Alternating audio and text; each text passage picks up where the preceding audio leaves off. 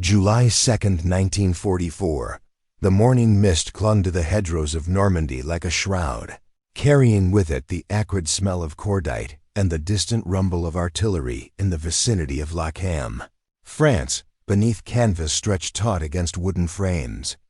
The 45th Evacuation Hospital hummed with purposeful activity.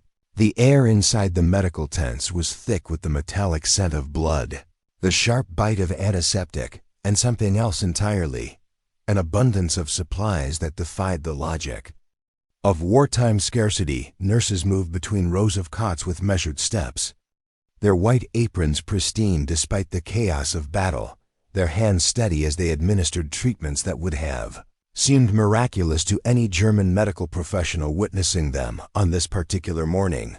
9 women in gray uniforms, marked with the Red Cross, stepped uncertainly from American ambulances, their faces etched with the weariness of defeat and the confusion of captivity. These were Deutsche Rotes Kreuz nurses, German Red Cross personnel who had been captured after the fall of Cherbourg, where they had worked in underground hospitals that resembled medieval surgery chambers more than modern medical facilities.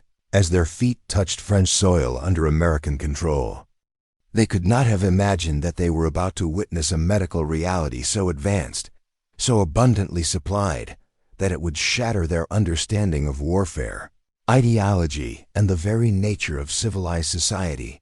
The sight that greeted these 9 women represented more than just a transfer of prisoners. It was a confrontation between 2 medical worlds, separated not merely by opposing armies, but by entirely different philosophies of human worth, resource allocation, and the meaning of mercy itself. In the months and years that followed, the experiences of these nurses would ripple through prisoner of war camps, field hospitals, and medical facilities across 3 continents, creating a quiet revolution in understanding that propaganda could not suppress and ideology could not contain. To comprehend the magnitude of what these German nurses encountered, one must first understand the medical reality. They knew a reality shaped by 4 years of total war, resource depletion, and the brutal calculus of Nazi medical priorities. By July 1944, German medical services had been stretched beyond any reasonable breaking point. The Third Reich's medical apparatus, once among the world's most advanced, had been systematically degraded by the demands of a multi-front war, strategic bombing campaigns that targeted pharmaceutical plants, and an ideological framework that allocated medical resources based on racial hierarchy rather than medical need. German field hospitals in 1944 operated under conditions that would have been recognizable to surgeons from the American Civil War. Bandages were washed and reused until they disintegrated. Morphine was so scarce that it was reserved only for the most severe cases, leaving countless wounded soldiers to endure amputations and major surgery with nothing more than a leather strap to bite. Sulfa drugs, when available at all, were rationed with mathematical precision, 1 packet per wound. Regardless of size or severity, the miracle drug penicillin remained a fantasy, its production in Germany having never achieved meaningful scale due to resource shortages and allied bombing of chemical facilities. These German nurses had learned to practice medicine as a form of organized triage on a national scale. They had watched young men die from infections that proper antibiotics could have cured in days. They had held the hands of soldiers who screamed through operations performed without adequate anesthesia. They had become accustomed to making choices that no medical professional should ever have to make, deciding who lived and who died based not on the severity of injury or the likelihood of recovery, but on the availability of supplies that grew scarcer with each passing month. Moreover, their training had been shaped by Nazi medical doctrine, which taught that some lives held greater value than others. Jewish patients, Slavic prisoners, and others deemed undesirable by the regime received minimal care.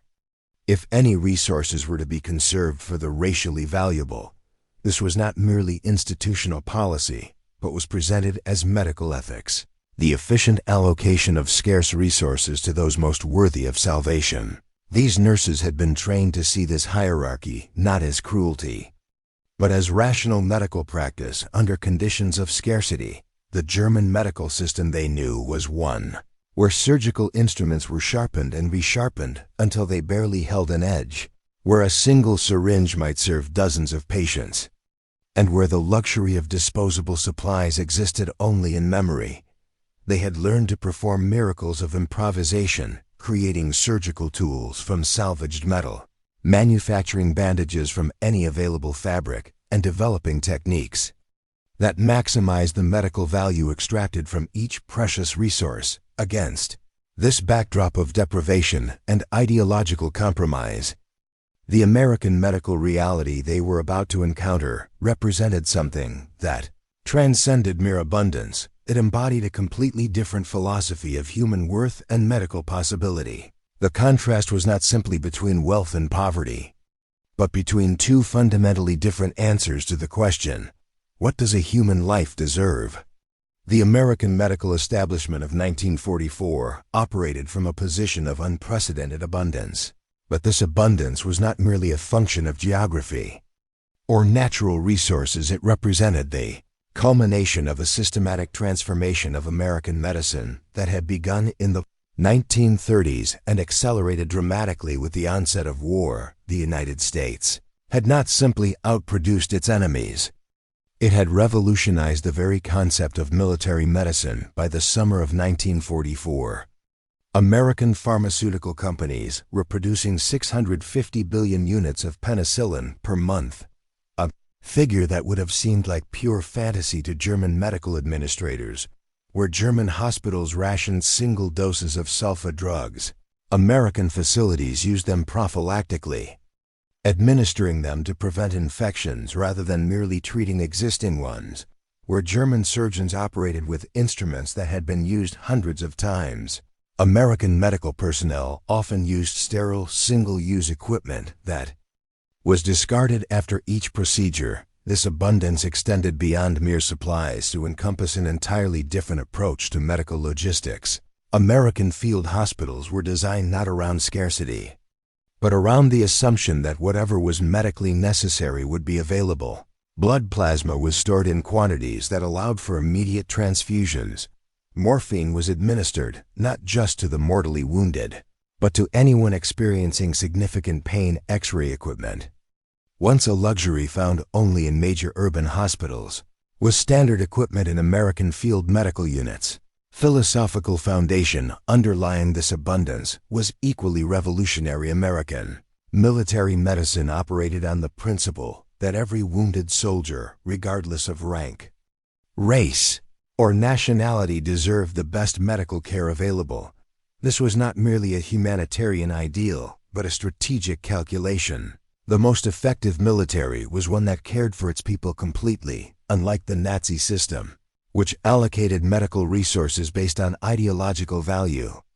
The American system was designed around medical need alone. Perhaps most importantly, this abundance was paired with a medical culture that had been transformed by the democratic ethos of American society. American military nurses and doctors had been trained in civilian hospitals where patient care was not rationed by ideology, but delivered according to professional medical standards. They brought to military service an understanding of medicine as a healing profession rather than a tool of state policy. When the 9 German nurses stepped into the 45th Evacuation Hospital, they entered a medical reality that challenged every assumption they had been taught about wartime healthcare.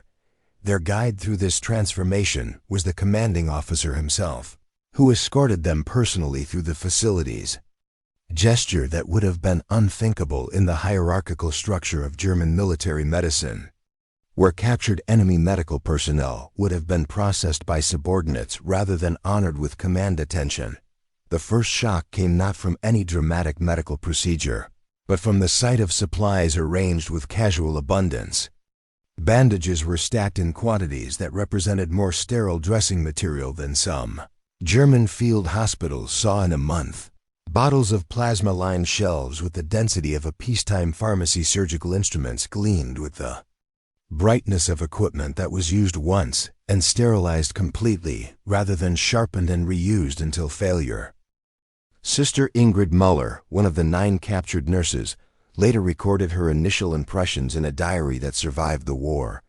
The Americans had arranged their medical supplies as if they expected to treat an entire army division. What struck me most was not just the quantity, but the casual manner in which these supplies were handled. No one counted bandages. No one measured medications with mathematical precision. It was as if scarcity was a concept they had never encountered. But the true revelation came when these German nurses observed the treatment of patients, including German prisoners of war, and their experience. Captured enemy personnel received minimal medical care, just enough to keep them alive for interrogation or labor. What they witnessed in the American facility overturned this understanding completely. German prisoners were receiving the same medical treatment as American soldiers, the same antibiotics, the same surgical procedures, the same level of nursing care. The symbolic power of this equal treatment extended beyond mere medical ethics to challenge fundamental assumptions about the nature of warfare itself. In the Nazi worldview, war was a racial struggle in which mercy to the enemy was a form of betrayal to one's own people. Medical resources spent on enemy wounded were resources taken from German soldiers. The American approach suggested something different entirely, that medical care transcended nationality and that healing was a universal human obligation. German nurses watched American medics administer penicillin to German prisoners with the same careful attention they gave to their own wounded. They observed American nurses checking on German patients throughout the night, adjusting blankets, providing water, offering comfort without regard to the nationality of the recipient. This was not mere propaganda designed to impress captured personnel. It was the daily reality of American military medicine. The impact of these observations was amplified by the nurses' professional expertise. These were not ordinary prisoners, overwhelmed by unfamiliar sights, but trained medical professionals who understood exactly what they were seeing. When they watched American surgeons operate with equipment that was sterilized after each use, they comprehended the implications for infection rates. When they observed the casual administration of pain medication, they calculated the human suffering being prevented. When they witnessed blood transfusions being given to German prisoners, they understood the resources being committed to preserving enemy lives. The most profound moment came when the American commanding officer invited the German nurses to examine the hospital's pharmacy. What they found there challenged not just their understanding of wartime medicine, but their comprehension of American industrial capacity itself. Bottles of penicillin were stacked with the abundance of a civilian pharmacy. Sulfa drugs were available in quantities that German military hospitals had not seen since the early days of the war. Pain medications, vitamins, antiseptics, and surgical supplies were arranged with an organizational efficiency that spoke to systematic abundance rather than careful rationing. Sister Muller recorded her reaction. I found myself calculating how many German soldiers could be saved with the medical supplies in this single American field hospital. The number was staggering, but more than the quantity, it was the attitude that shook me. These Americans spoke of their supplies not as precious resources to be hoarded, but as tools to be used. They seemed genuinely puzzled when we expressed amazement at their abundance. The psychological impact of this encounter extended beyond mere surprise to a form of cognitive dissonance that challenged the fundamental worldview these nurses had been taught. Nazi propaganda had consistently portrayed Americans as a decadent, materialistic people whose military would collapse when faced with the disciplined sacrifice of German forces. The reality they encountered suggested something different. A society so productive, so organizationally sophisticated, that it could afford to extend mercy even to its enemies without compromising its own military effectiveness. Revelation became even more profound when the German nurses were allowed to speak with German prisoners of war who had been receiving treatment in the American facility. These conversations conducted in whispered German in the spaces between official activities, revealed a transformation in understanding that propaganda could not contain German soldiers, described receiving medical care that surpassed what they had known in their own military hospitals. They spoke of American doctors who worked to save German lives with the same intensity they brought to treating American wounded. One German prisoner, a sergeant who had lost his leg to an American artillery shell, described his experience to the captured nurses. The American surgeon who operated on me spent 3 hours trying to save the limb. When that proved impossible, he ensured that the amputation was performed with surgical precision that would give me the best chance for recovery. The American nurses checked on me every hour. They gave me morphine not just when I screamed, but when I showed any sign of discomfort. I have received better medical care as an American prisoner than I ever received as a German soldier. These testimonies created a profound crisis of understanding for the captured nurses. Everything they had been taught about American character, about the nature of warfare, about the proper allocation of medical resources, was being contradicted by direct observation. The Americans were not weak or decadent. They were so strong that they could afford mercy. They were not disorganized. They were so well organized that they could systematically extend care to their enemies. They were not materialistic in the sense of being selfish. Their materialism took the form of having so much that they could give generously without fear of shortage. The transformation in understanding became even more complex when the German nurses realized that their treatment was part of a deliberate American strategy. The American commanding officer explained that captured medical personnel were to be returned to German lines as part of the Geneva Convention requirements for non-combatant medical staff. But the manner of their treatment during captivity was designed to demonstrate American medical capabilities and values. This created a profound moral dilemma for the German nurses. They were being treated with a kindness and professionalism that exceeded what they had expected. But they were also being used as witnesses to American superiority. They were expected to return to German lines, carrying stories of American abundance and mercy stories that would undermine German morale and challenge Nazi ideology. Yet these stories were also true, and the nurses' professional integrity demanded that they acknowledge what they had observed. The symbolic power of these encounters extended beyond individual transformation to represent a broader challenge to Nazi ideology itself.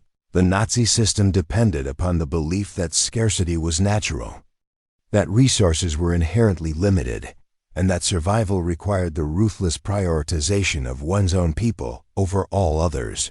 The American medical abundance these nurses witnessed suggested a different possibility, that prosperity could be so complete that mercy became not a luxury, but a routine expression of systematic success.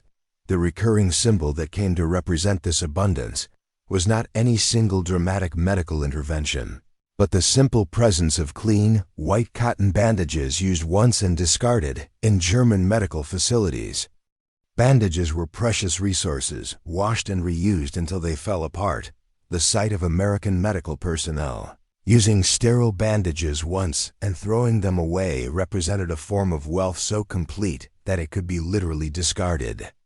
Without concern, Sister Muller wrote, the Americans treated their medical supplies the way we once treated water, as if the supply was endless. They seemed genuinely confused when we asked about reusing bandages. Why would we reuse them? One nurse asked me, "We have plenty." That phrase, "we have plenty," became for me the symbol of everything we had misunderstood about American society. The transformation these nurses underwent was not immediate or simple. Years of ideological training could not be overturned by a few days of observation, but the seeds of doubt had been planted, and they would continue to grow as these women returned to German lines, carrying memories of what they had witnessed. The process of returning the German nurses to their own lines became itself a demonstration of American medical values. Rather than simply transporting them to the front lines and releasing them, American medical personnel ensured that the German nurses were given a full medical examination. treated for any health issues they had developed during captivity, and provided with medical supplies to take back to German facilities. This attention to the health of enemy personnel represented something unprecedented in modern warfare. The Americans were not simply following the technical requirements of the Geneva Convention. They were demonstrating a medical ethic that treated healing as a universal obligation. The German nurses were given antibiotics to treat minor infections, vitamins to address nutritional deficiencies, and surgical supplies that would allow them to continue their medical work after their return. Symbolic power of this gesture was enormous. These German nurses would return to their depleted medical facilities carrying American medical supplies, antibiotics that German forces had not been able to manufacture, surgical instruments of a quality that German industry could no longer produce, bandages made from cotton of a purity that had become impossible to find in wartime Germany. As the day of their return approached, the psychological transformation of these nurses became more apparent. They had entered American captivity as defeated enemies.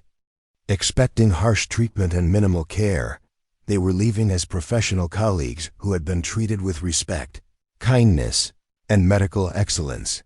This transformation was not simply personal, but professional. They had observed medical techniques, organizational methods, and ethical practices that challenged their understanding of military medicine itself. The final demonstration of American medical values came during the actual process of returning the nurses to German lines. American medical personnel insisted on transporting them in fully equipped ambulances rather than ordinary military vehicles. They were accompanied by American medical officers who would ensure their safe passage through the complex negotiations required to transfer personnel across active combat lines. The negotiations themselves became a demonstration of the civilized conduct of warfare. American and German officers met under a flag of truce to arrange the transfer, with both sides treating the exchange as a professional medical transaction rather than a military operation. The German nurses watched as enemy officers conducted themselves with courtesy and professionalism, further undermining their preconceptions about American military character. When the moment of transfer finally arrived, something unprecedented occurred. Several of the German nurses expressed reluctance to leave American medical care. They had witnessed a level of medical professionalism and abundance that they knew they would not find in German facilities. More importantly, they had experienced being treated as fellow medical professionals rather than as ideological enemies. Sister Muller recorded the moment. As we prepared to cross back to German lines, I found myself looking back at the American medical facility with something approaching homesickness, not for America itself, but for the possibility of practicing medicine in a system where healing was the only priority, where supplies were abundant, where every patient received the same level of care. I knew I was returning to a medical reality that would seem primitive. By comparison, the impact of these nurses' experiences extended far beyond their individual transformation.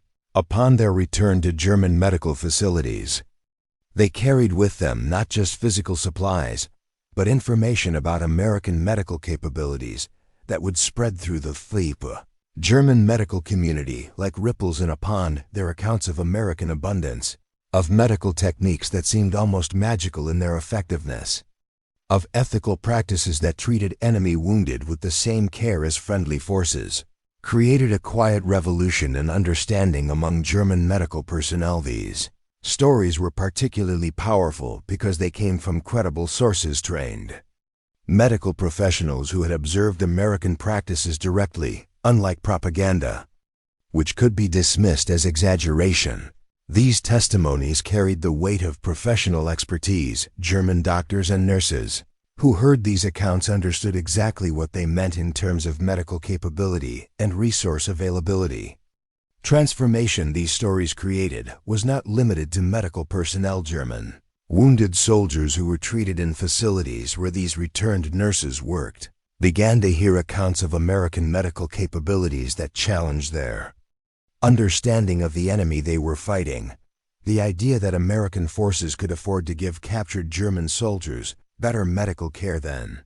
German forces could provide their own wounded, represented a form of psychological warfare more effective than any propaganda campaign. But perhaps the most profound impact was on the nurses themselves, as they attempted to readjust to German medical practice, having witnessed systematic abundance. They now experienced German medical scarcity, not as a natural condition of warfare, but as a form of deprivation. Having observed medical care that was delivered without regard to nationality or ideology, they now practiced medicine within a system that explicitly prioritized some lives over others based on racial doctrine. This created a form of professional and moral dissonance that became increasingly difficult to bear. Sister Muller's diary entries from the months following her return document a growing sense of alienation from Nazi medical doctrine. I find myself calculating how many German soldiers could be saved if we had access to American medical supplies. But more than that, I find myself questioning why we do not provide the same level of care to all patients. Regardless of their background, I have seen that it is possible to practice medicine as pure healing, without the interference of ideology. The psychological transformation these nurses underwent represented a microcosm of a broader challenge to Nazi ideology that would become increasingly significant as the war progressed. The Nazi system depended upon the belief that its enemies were weak, decadent, and unable to match German discipline and sacrifice. The reality these nurses encountered suggested something far more threatening to Nazi ideology: that American strength came not from deprivation and sacrifice, but from abundance and generosity. This abundance was not merely material, but philosophical. American medical practice was based on the assumption that every human life had inherent worth that transcended nationality, race, or political affiliation. This represented a direct challenge to the fundamental premises of Nazi ideology, which was built upon hierarchies of human worth and the systematic devaluation of undesirable populations. The stories these nurses carried back to German lines became part of a larger narrative of American capability that was impossible for Nazi propaganda to effectively counter. Unlike military defeats, which could be explained as temporary setbacks, or strategic bombing, which could be portrayed as terrorism against civilians, the medical abundance these nurses described represented systematic American superiority in the most basic human activity: healing the sick and caring for the wounded. As the war progressed and more German medical personnel encountered American facilities through various circumstances: capture, liberation of German hospitals by American forces, interaction with American medical units during temporary truces for medical exchanges. The stories these nurses had brought back were confirmed and expanded. Each encounter added to a growing body of evidence that American society possessed not just superior industrial capacity, but a fundamentally different approach to human worth and social organization. The impact of these revelations extended beyond the medical sphere to challenge broader assumptions about American society and values. German personnel, who had been taught to view Americans as materialistic individualists who would abandon each other when faced with real hardship, were confronted with evidence of systematic cooperation and mutual support. The medical abundance they observed was not the result of individual wealth, but of collective organization and shared commitment to common values. This organizational capability proved to be perhaps the most disturbing aspect of American society for German observers who had been raised in Nazi ideology. The Nazi system explained German efficiency and organization as unique products of German racial character and authoritarian discipline. The American medical facilities nurses observed demonstrated organizational capabilities that exceeded German standards while operating within a democratic framework that emphasized individual dignity and voluntary cooperation. The symbolic power of American medical abundance was amplified by its contrast with the deteriorating conditions in German medical facilities as the war progressed. By late 1944 and early 1945, German medical personnel were practicing under conditions that would have been familiar to doctors from previous centuries. The contrast with American capabilities, as described by the returned nurses and confirmed by subsequent encounters, became increasingly stark. German doctors and nurses who had once taken pride in their professional training and the reputation of German medical science now found themselves practicing medicine under conditions that seemed primitive by comparison with what they knew their American counterparts enjoyed. This created a form of professional humiliation that was perhaps more psychologically devastating than military defeat, because it challenged their understanding of their own competence and the quality of the society they served. The transformation in understanding, initiated by these 9 nurses, became part of a broader psychological preparation for the post-war reconstruction of German society. The evidence they provided of American abundance and generosity created a foundation for believing that cooperation with American forces might offer possibilities that resistance could not provide. Their testimonies suggested that American victory would bring not domination and revenge, but the extension of the same systematic care and abundance they had witnessed in American medical facilities.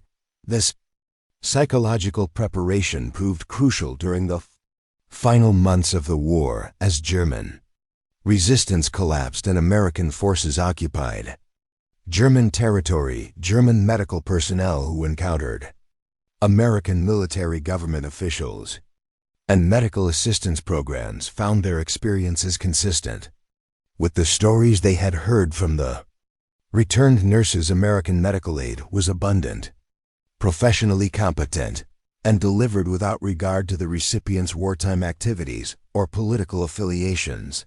Epilogue to this transformation came during the immediate post-war period, when many of these same German medical personnel found themselves working alongside American doctors and nurses in the reconstruction of Germany's medical system. The abundance and professional excellence they had first witnessed as prisoners became the foundation for their own professional development as they learned American medical techniques and practices. Sister Muller, who survived the war and continued her medical career in post-war Germany, wrote in her memoirs, "The day I was captured and taken to the American medical facility was the day I began to understand what was possible in a society organized around abundance rather than scarcity, cooperation rather than domination, healing rather than ideology. Everything I have accomplished in my professional life since that day has been built upon the foundation of what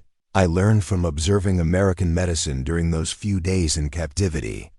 The story of these 9 German nurses represents something larger than individual transformation or even professional development.